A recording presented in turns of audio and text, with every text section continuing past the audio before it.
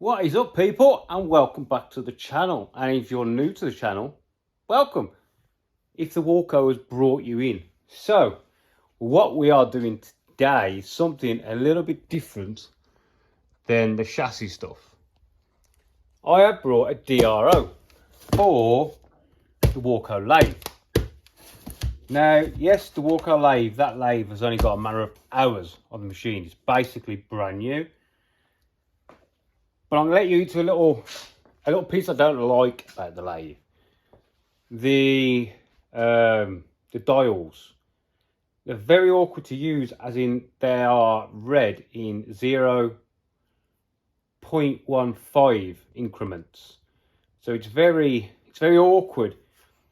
Watch, I'll get the cover off because I've got this little cover for it, which is another issue. It's too close to the wall, so I can't get the cover on. So we're going to drag the cover off and I'll show you. Right then, so this is a Warco GH gearhead 1330, which has got something to do with the length of the bed, right? So this machine, the issue with the machine is these dials. This one is not too bad. This one is, because it's 0.05, so half a mil, 1 mil, yeah, and you got 1.1, 1.2, 1.3, 1.4, 1.5 mil. So, you know, this, not that bad. This can be a bit tricky because it's 0.025. But this one, right, let me zoom in a touch. God, can anyone see that? 0.15. So each one of these little notches is 0.15. So from 0, yeah, so you got 1.5, 0.3, 0.45, right? Then you think, we're coming up to half, because that's half of the one. But we're at 0.45. Then it's 0.6, 0.75, 0.9. You got like 1. Do you get me? Like, there's 1. Why isn't 1 where 1 is? And why isn't that 1.5, 2, 2.5, 3 mil? You get me? But then you get round, you got 8, 8.5, 9, 9.5, 0. What? Where's 10? So that is one of the worst bits of the lathe. The rest of the lathe you can get along with. This, I very rarely use this yet anyway, not for what I'm doing. So I thought, I'm going to go DRO. I'm going to get a DRO for it. So I've done a lot of work. To be honest, the lathe is really good. For what it is, it's a really good bit of kit. So let me show you. I got one of these cheap kits off eBay. This is like 175 quid for the 2 glass scales and the screen. Now, I did a bit of research. Warco used to supply this kit with their lathe until Warco made their own, which is an awful lot more money than what I've got here. So let's open it together and see where we get from. So these are glass scales. I'm going to put the link to this kit in the description if I remember. But it's off eBay, and the chap I had it off, the company I had it off, was Fast to Buy Commercial. And I'll give him some rating because as soon as I brought it, he messaged me on eBay. He said, "Hi, I'm just making sure you've got the right ones." And he gave me the actual length, the glass scale length, and asked me to make sure it was right. So I said, "Yeah, I've been on the Warco website, and this is the scale I need, and this is the length I need of things." So it was nice that he actually got in touch with me to say, "Hang on, pal, are you buying the right gear?" I was like, "Yeah, sweet." So we've got our scale, loads of wire. So this is for the longitudinal. the X. I know on a milling machine it's X. I think it's Y, isn't it, on a lathe? I'm having it as X anyway. You've got a cover, 2 angle brackets. They do say that these angle brackets are a bit inferior, but that's extruded aluminium, probably what, 5mm?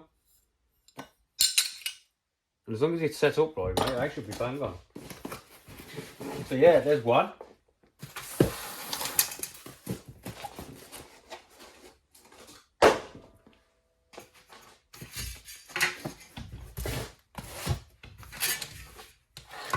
That was loud. eBay telling me something's going on. But no, that looks okay. Apparently, the glass ones are there's a lot more leeway when you're fitting them, where the magnetic ones have to be precise. These don't. These can have a little bit of misalignment on them. That's why they say these are much better for your average Joe like us. Fitting them.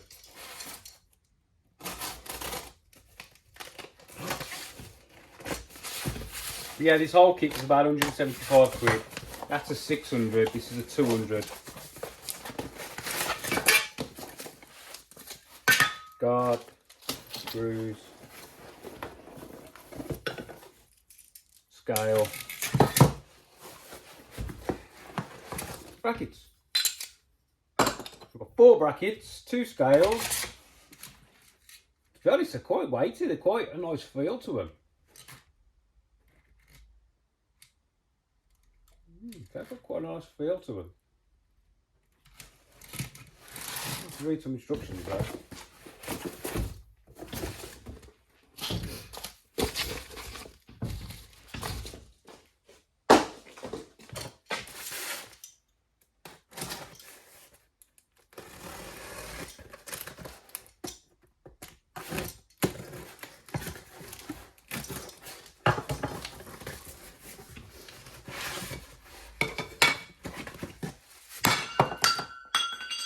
Drop that. So this is the bits I'm not going to be happy with. That is what attaches the screen to the lathe. It don't look the best, does it? But everyone says this screen is really good, easy to use.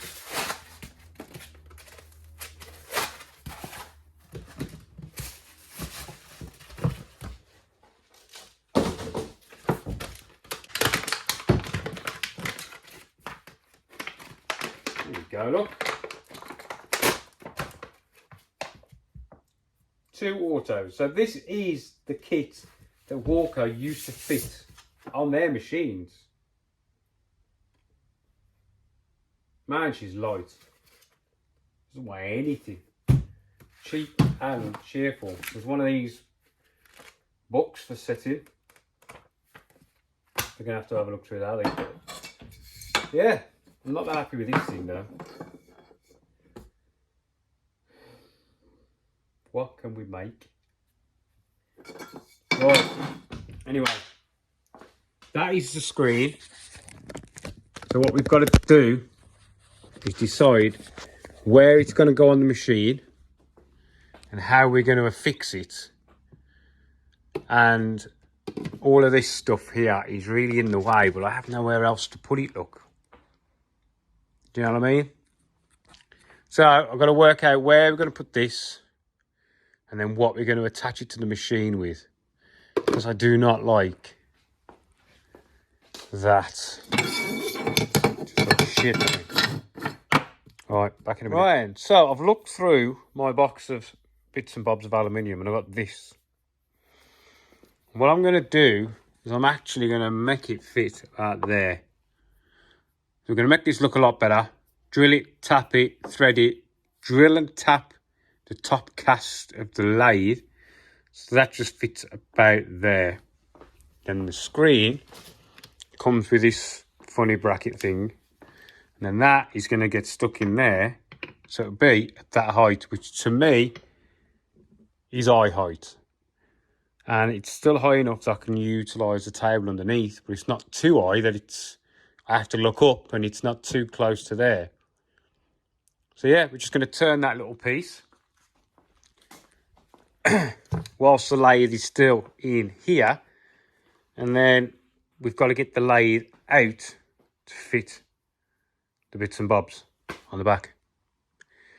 Getting it in, I think, is going to be a lot easier than getting it out.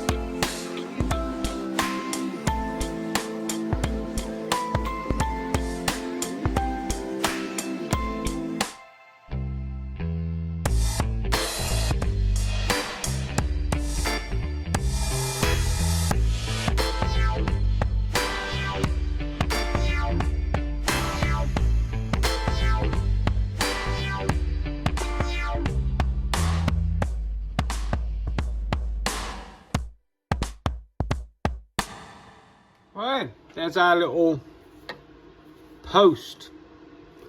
I've also put like one of these nylon cardboardy looking things underneath so I don't damage the paint. But that came out, that tight really well.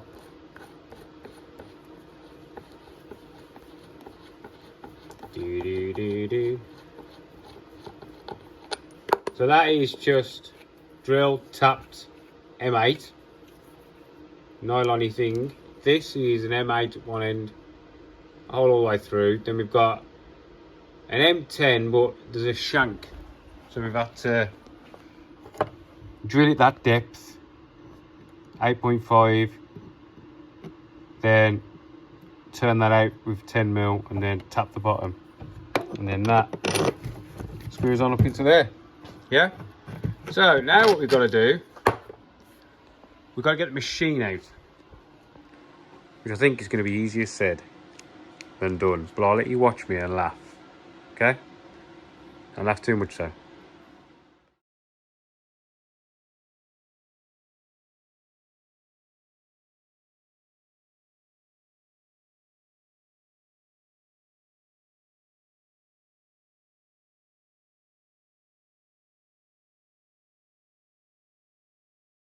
Right then, got it out. It's freaking heavy. And we've got the back cover off. Oh, so the back cover, you've got 4 bolts that hold this thing to here. And a Phillips screw. But leave that one until last. And then you've just got 2 bolts here. And then take that out, blah. And then it tells you you need to clean all the rest of the grease that's on there. It comes with like a really heavy grease. Yeah, I've missed a bit there. Look, it says like a really heavy grease. Oh, man, it's all over my fingers. So it says you got to get all of that stuff off. So anyway, we've got to the back of the machine. Now what we need to do is figure out how it all goes on. So I'll have a quick read of the instructions and then I shall get back to you. See you in a minute. Right, and people, so there is 0 fitting instructions with this kit. So I'm going to give you a little bit of a voiceover on this shizzle. So you've got to make sure that this is square, parallel, true with your carriage. That is the moving part, the carriage. It needs to be true and square with that. Now, underneath the little sensor, there's a little red thing that's holding it square. That's your tolerance. So I've made this little bracket that fits to the bottom of the carriage. And once you take that red thing out, the gap stays the same. The red thing just slides out. Then I just made 2 little standoffs that meet from the aluminium bracket I've made off the bottom of the carriage to the little centre that slides up and down. So we've got a nice bit of support there, and it's nice, accurate, tight fitting, so there's no leeway. What is up with people? Well, that took a little bit longer than expected, but it's gone on. There is no instructions that come with any of this stuff. All you have to do is make sure what you've put in under here, your actual rail, is square with this. So it's not, because if it's on the piss, the scale's just going to bottom out. So take your time to make sure that's level. Then you got this, you got to get that on, then you got to make this. I have to cut it down to make it stick out a little bit further. And then all I've made is these little things, these little standoffs. So I've got an 8mm on the one end and a 6mm on the other end to locate in there and to locate in there. So otherwise the bolts are like really loose. You know what I mean? And there's no point in having a loose bolt, is there? It'd be nice if I could figure out what I've just done with the other foot. Oh, there it is. Yeah, right by this foot. So now what we've got to do is try and get these in. So I've got to go in the back of this one and into that one. I guess I'm going to have to strip it all down and start again, because I need to get this out to get that in.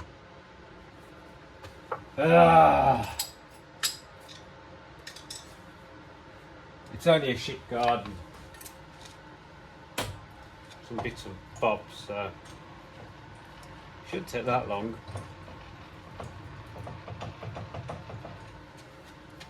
So we need about a minute now. Right. So let's try again.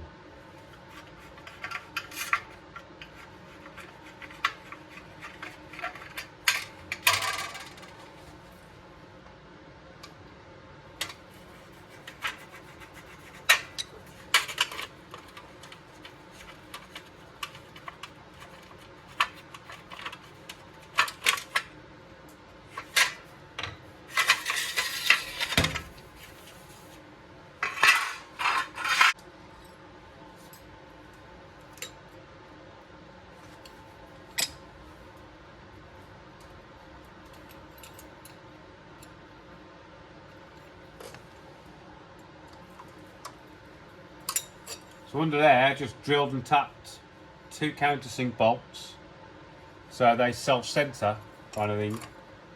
That's it. Simple pimple, so he said fucking hour ago. Trying to put the wrong bloody bolts in the hole now. There's a real one of them there. Why did they even have a 6mm down there? It'd be nice. Some 5mm penny washers as well, wouldn't it?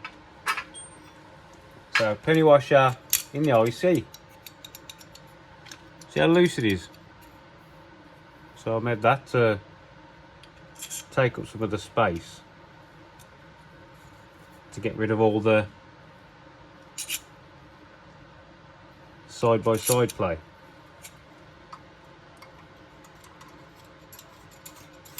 Now, if you were me, you'd have a pocket full of straw for some reason. What am I doing? In the penny washer.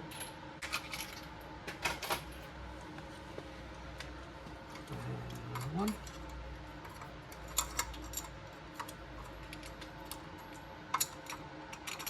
Nice tight fit they are. And into the thing. So we're going to get it in the thing and on them all at once.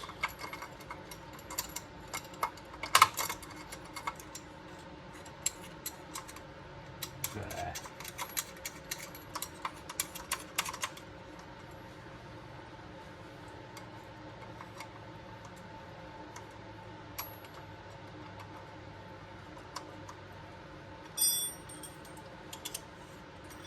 Now I've got to do it so I know it's not putting a load of unwanted side load on the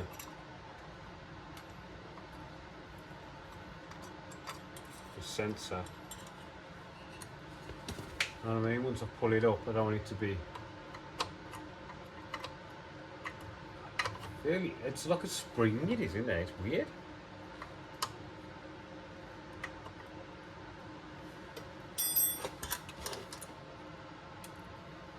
There's my line. There it is.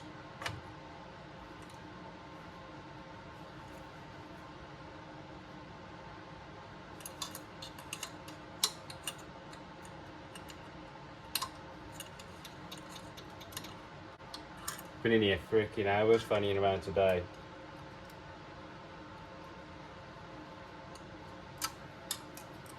So we will be carrying on with this one before I go to work tomorrow. Come on.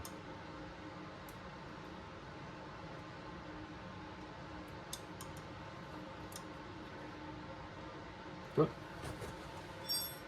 So technically now, that one is one and done.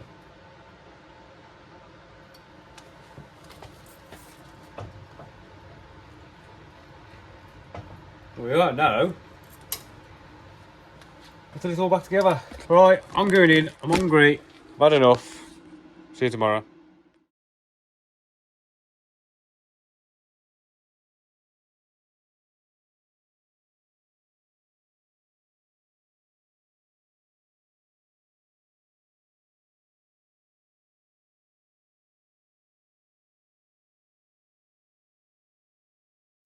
Right, so with this one, what I've had to do is make this little extension piece, which is still part of the brackets that come in the kit. I'm still using the brackets that are coming in the kit.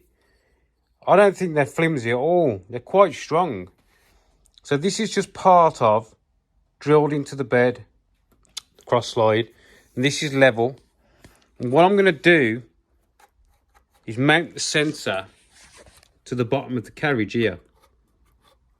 Yeah? So all we've got to do now is drill, well, mark our holes, drill, see if we need any spacers, and then get that mounted onto there. And then this cable needs to come over the top here. So I'm going to put like a P-clip or something on it, just to hold it so it doesn't go underneath. I mean, it can't really go underneath, but I'm going to put a P-clip on here. Because also, while we're doing this, I'm deleting the light, because I'm not going to use it, because I've got a light right above my head. But the light's going, because the light does my head in. And then I'm going to unwire this. I'm guessing that light's going to be 12 volt. I need to find the keys for this so we can wire this thing in. So yeah, back on there. So now what we've got to do is get this marked on there. Yeah, I have to take the stop out. Look, see the stop hole? Not ideal. It's what stops you ramming this into there, but needs must, because I wanted this as far away as possible from this corner to stop it kinking the cable. So I don't want it running at a constant kink like that. You know what I mean? So yeah, we need to. I've still got to be careful of the hole though, haven't I? Yeah. Well, I'm going to drill 2 holes in there and get that bolted in as well. Right then, I was in the house yesterday, and I realised I'd lost a bit of footage. And basically it was just fitting that there. So I had to remove the stop from there, and then just drilled and tapped to this yellow piece. So that's drilled and tapped M5, and then this one's an M4, because it's right next to the hole for the bumper. Now yes, we aren't using the bumper now, but I might try and put something somewhere else to stop this hitting that, because I don't really want to. It's not the most secure, but it's better than nothing. So yeah, we are all scaled up. So we've got that one and the carriage, and it is quite sweet, to be honest. So that now is our 2-axis DRO. We've got a nice little stand here. that I made because I didn't like the original one. The only other thing I've got to do now is wire it in. So I want this to be actually wired in to the panel. So I've took the light off, so we don't need that where we're going. So I have disconnected the light. So the light comes through this back hole here and goes into those two there. It's 0 and 18, so we took that out. Now this has a 24 volt control side, 240 volt hot side.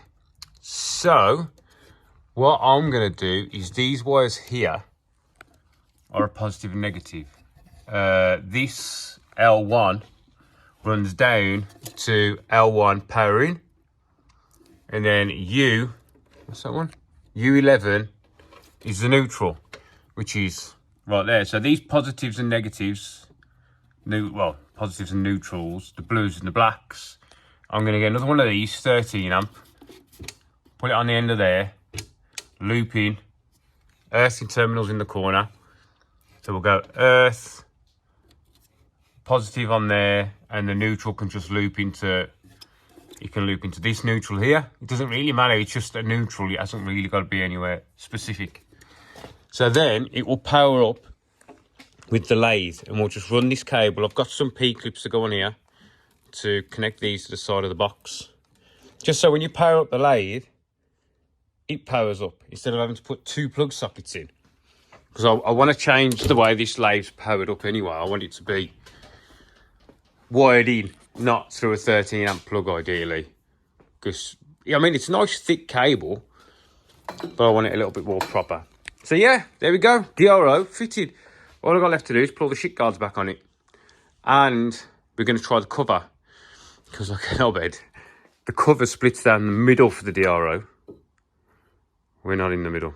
So anyway, yeah, there we go.